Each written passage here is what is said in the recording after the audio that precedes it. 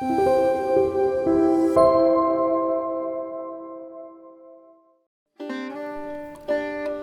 Shri Sai Ram.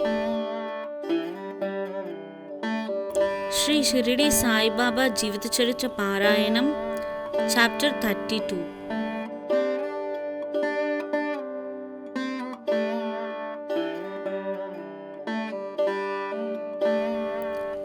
In quest of Guru and God, fasting disapproved. In this chapter, Hemad Pant describes two things: how Baba met his Guru in the woods and through him God, and how Baba made Mrs. Gokhale, who had made up her mind to fast for 3 days, eat Puran Polis. Preliminary. In the beginning, Hemad Pant describes the samsara visible world by the allegory of Ashwatha banyan tree, which has in the phraseology of Gita roots above and branches below. Its branches are spread downward and upwards and are nourished by the gunas qualities, and its sprouts are the objects of the senses. Its roots leading to actions are extended downwards to this world of the men. Its form cannot be known in the world, nor its end, its beginning, nor its support. After cutting this Ashwatha tree of strong roots with the sharp weapon of non-attachment, one should seek the path beyond treading, which there is no return. For traversing this path, the help of the good guide, Guru, is absolutely necessary. However learned a man may be, or however deep his study of Veda and Vedanta, sacred literature, maybe he cannot reach his destination safely. If the guide is be there to help him and show him the right way, he would avoid the pitfalls and the wild beasts on the journey move aside. Baba's experience in this matter through the story which he gave out himself is really wonderful, which when attended to will give you faith, devotion and salvation. The quest. Once 4 of us were studying religious scriptures and other books, and being thus enlightened, we began to discuss the nature of Brahma. One of us said that we should raise the self with self efforts and not depend on others. To this, the second replied that he who controls his mind is blessed. We should be free from thoughts and ideas, and there is nothing in the world without us. The third said that the world phenomenon is always changing. The formless is eternal, so we should discriminate between the unreal and the real. And the fourth, Baba himself, urged that bookish knowledge alone is worthless, and added, let us do our prescribed duty and surrender our body, mind and 5 pranas, life to the Guru's feet. Guru is God, all pervading. To get this conviction, strong, unbounded faith is necessary. While discussing in this way, we 4 learned men began to ramble through the woods in the quest of God. The 3 wanted to make the quest with their free and unaided intellect. On the way, a Vanjari, a man who trades in certain things such as grains, etc., by carrying them on bullock, met us and asked us, "It is hot now. Where and how far are you going?" "In the woods," we replied. He inquired, "On what quest are you bound?" We gave him an ambiguous and evasive reply. On seeing us rambling aimlessly, he was moved and said, "Without knowing the woods fully, you should not wander at random. If you want to walk through forests and jungles, you should take a guide with you. Why do you exert yourselves unnecessarily during this hot noon sun?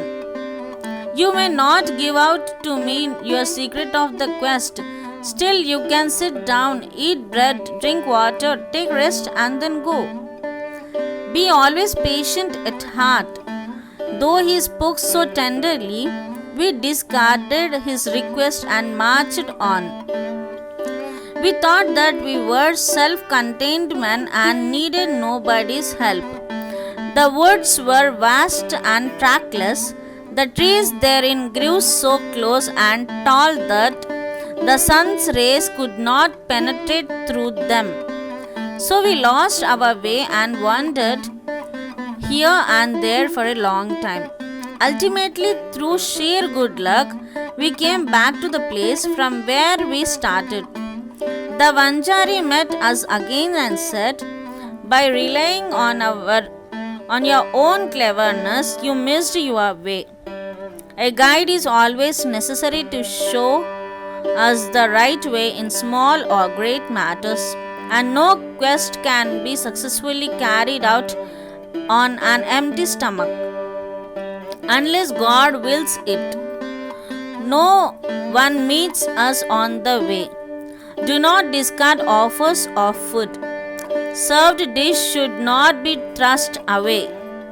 Offers of food should be regarded as auspicious signs of success." On saying this, he again offered us food and asked us to be calm and patient. Again, my companions did not like this unsolicited hospitality and discarded of his offer. Without doing any quest and without taking any food, the three began to move out. So obstinate were they. I was hungry and thirsty, and I was moved by the Vanjari's extraordinary love. We thought ourselves very learned, but were strangers to kindness. The Vanjari was a quite illiterate and unqualified fellow and belonged to a low caste.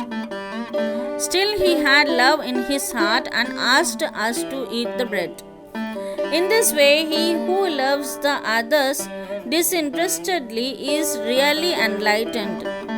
And I thought acceptance of his hospitality was the best beginning of getting knowledge. So, very respectively, I accepted the loaf of bread offered, ate it, and drank water. Dispute about he asked, and I told him everything that had happened. Then he said, "Would you like to come with me? I will show you what you want." But he alone who believes in what I say will be successful.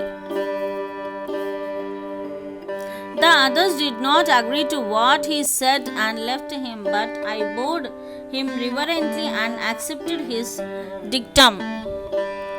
Then he took me to a well, tied my feet with a rope, and hung me, head towards and feet up, from a tree near the well. I was suspended 3 feet above the water, which I could not reach with my hands or with my mouth. After suspending me in this manner, he went away, no one knew where. After 10 or 12 ghatakas, means 4 or 5 hours, he returned, and after taking me out quickly, asked me how I fared.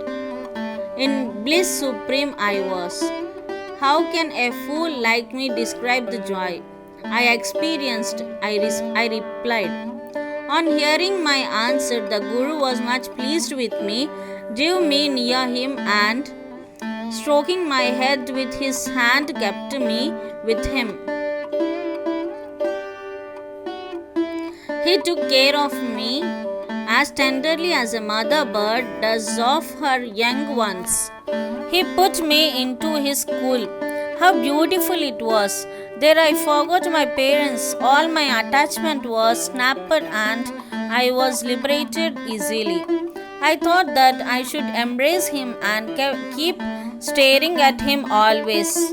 If his image was not fixed in eyes, I would rather be blind. Such was the school.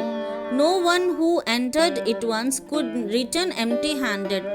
My guru became my all in all.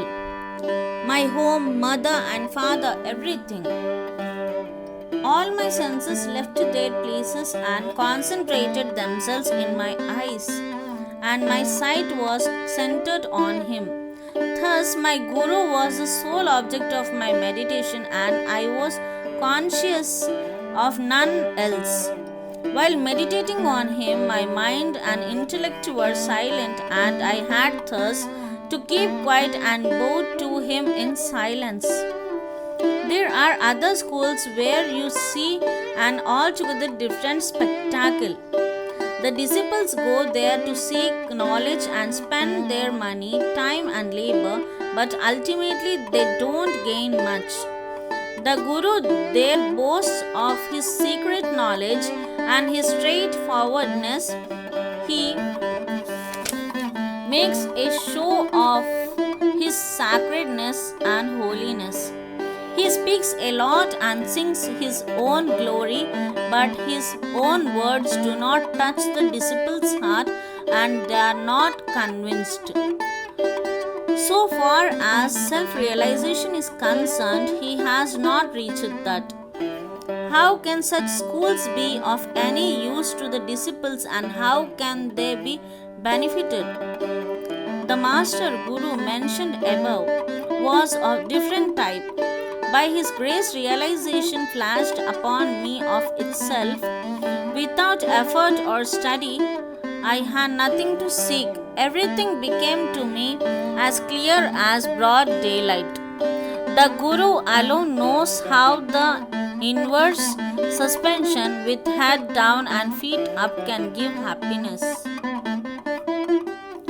Among the four, one was a Karmkhandi, ritualistic, who only knew how to observe and abstain from certain rites. The second was Dhyani, who was puffed up with the pride of knowledge, and the third was a Bhakta, who surrendered himself completely to God, believing that he was the sole doer.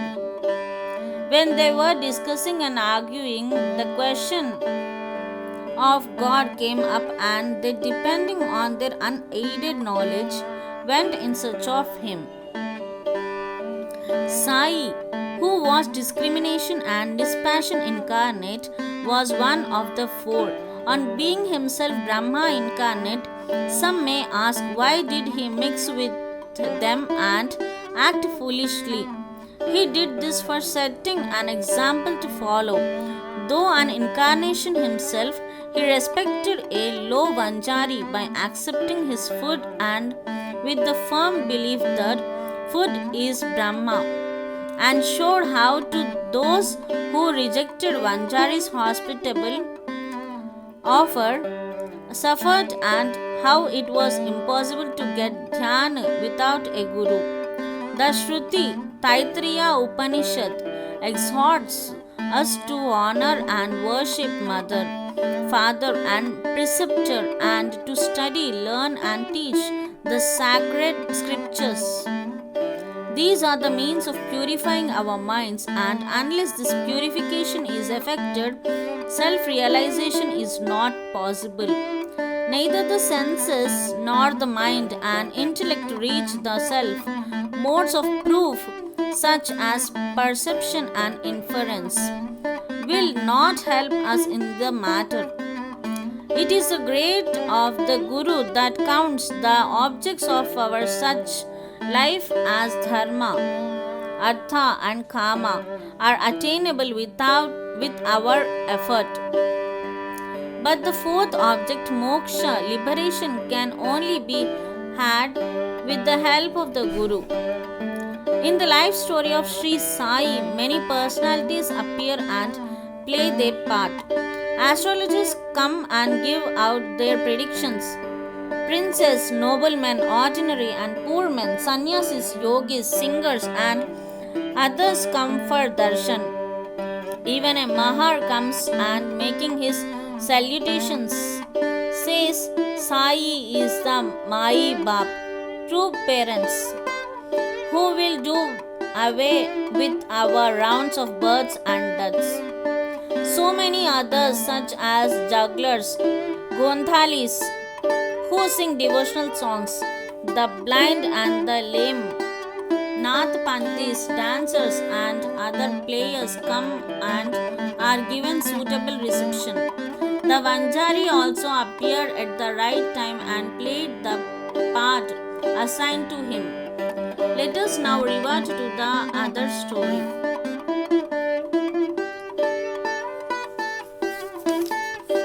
Fasting and Mrs. Gokhale. Baba never fasted himself, nor did he allow others to do so. The mind of the person who fasts is never at ease. Then how could he attain his paramartha, goal of life? God is not attained on any empty stomach. First, the soul has to be appeased. If there be no food in the stomach and nutrition, with what eyes should we see God?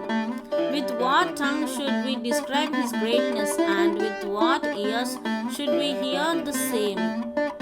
In short, when all our organs get their proper nutrition and are sound, we can practice devotion and other sadhanas to attain God. Therefore, neither fasting nor overeating is good. Moderation in diet is really wholesome, both to the body and the mind.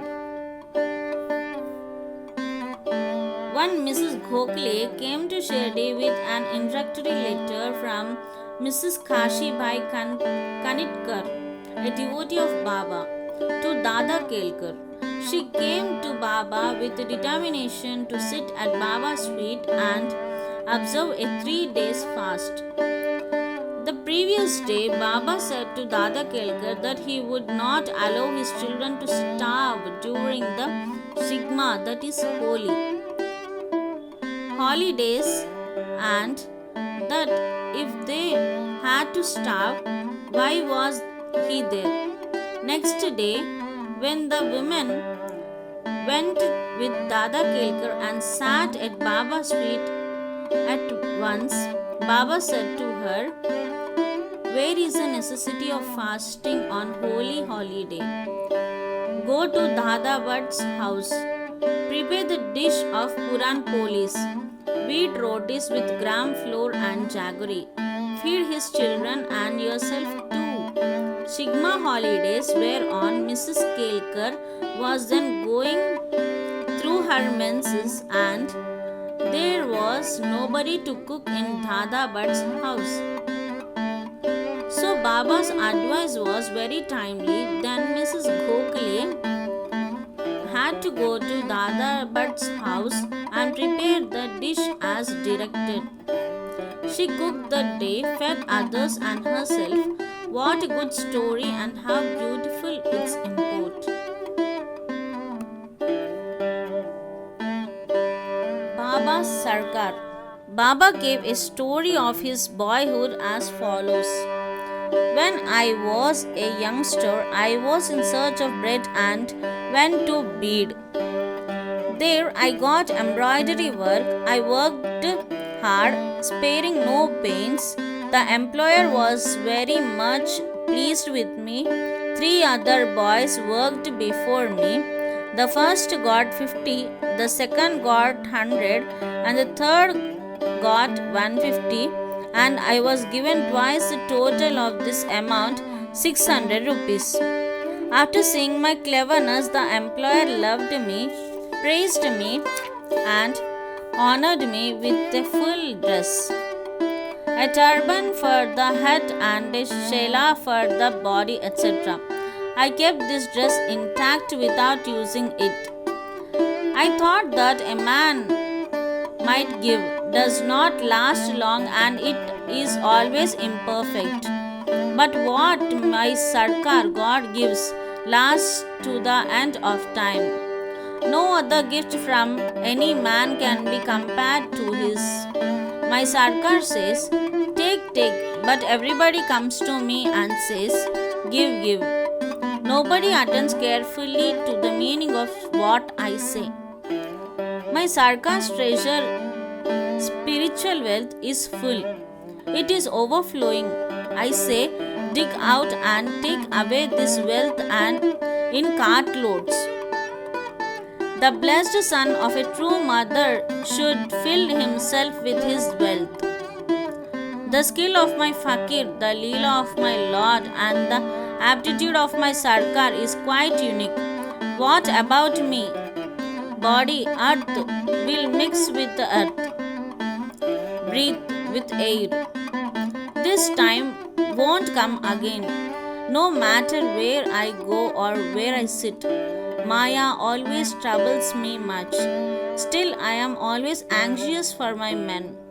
He who does anything spiritual endeavors will reap its fruit, and he who remembers these words of mine will get invaluable happiness. Bow to Sri Sai, peace be to all. Om Sri Sai Ram.